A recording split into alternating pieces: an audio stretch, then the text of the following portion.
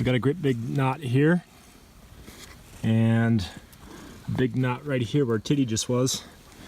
And this is wood that I dug out from a wood pile, stuff that I already split, but it was covered up in snow. It's wet, it's frozen, and it's of course Montana cottonwood, so it's about the hardest thing we can come up with here. Use this if we have to, but we're going to start off with the regular good old Maul, which got it out. It hasn't been sharpened or anything. Got a little bit of rust on it. No big deal. Should be just fine. Give it a shot. Come on, man. So I'm right on the edge, just like before with when I was splitting pine and dug fir. First crack. Didn't quite split it. Second crack. Splits right open. I can go get it another time if I want. Split it widthways right there on top of that snow. No big deal. So here's a bigger chunk of cottonwood. That last one was already split. And this is just about the size of our chopping block, but maybe a little shorter. So it's about a forearm in height, and it's about a forearm in change. I don't know, let's call it maybe 18 inches in width. I think I've hit this one with a Maul before. There's a couple of chops in it, so I'll own up to that, but it would have been a while back. You can see where maybe it had some natural splitting there from the felling process, but give her a hit. It might take a couple whacks. We might have to use the sledgehammer and a splitting wedge as well.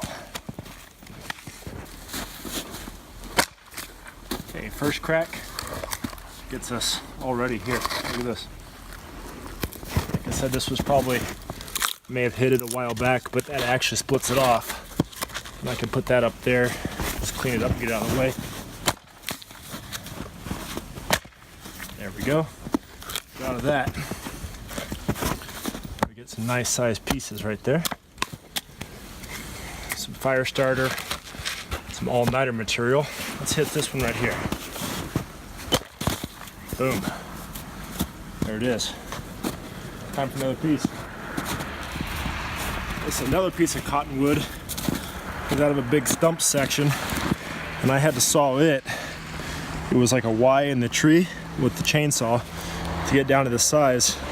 Never been hit with a Maul. Really hard wood here. This is about a forearm wide and almost an elbow to extended fingertips in length. This might take a couple hits, but we'll give it a shot.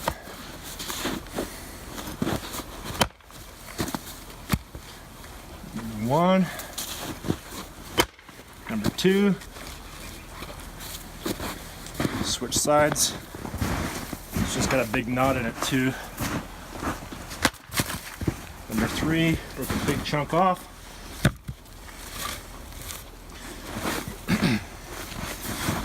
Attack it from this side now. Number four, broke a big chunk. Scoot over here. Number five, about busted that in half. Number six. We're getting somewhere. Right on the edge again. Busted it. Flip it upside down. You see that big knot we're working with. Hit her again. This is good hard wood. Boom. Bust it further because our wood stove probably isn't big enough to handle that chunk. Right on the edge. Super solid. Going down into that knot. Try to hit it one more time right there. We're split. I'm of the opinion that yeah, you can split a lot of hardwoods with a Maul without a wood splitter if you cut your hardwood chunks down to that length right there, which is about 10 to 12 inches, regardless of the diameter of the log, you should be able to section that up pretty easily. If you start getting into longer pieces, you know, like 16, 18, 24 inches, it's going to get pretty brutal.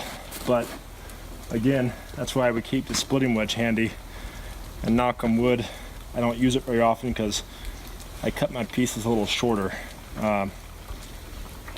Anyway, this is all of the large hardwood that I had on hand. Typically, I try not to take hardwoods more than about 12 inches in diameter. And one of those, you can usually split it in 1 or 2 whacks. So no, not as clean and easy as Doug fir or spruce, pine, any of these things, but certainly not impossible.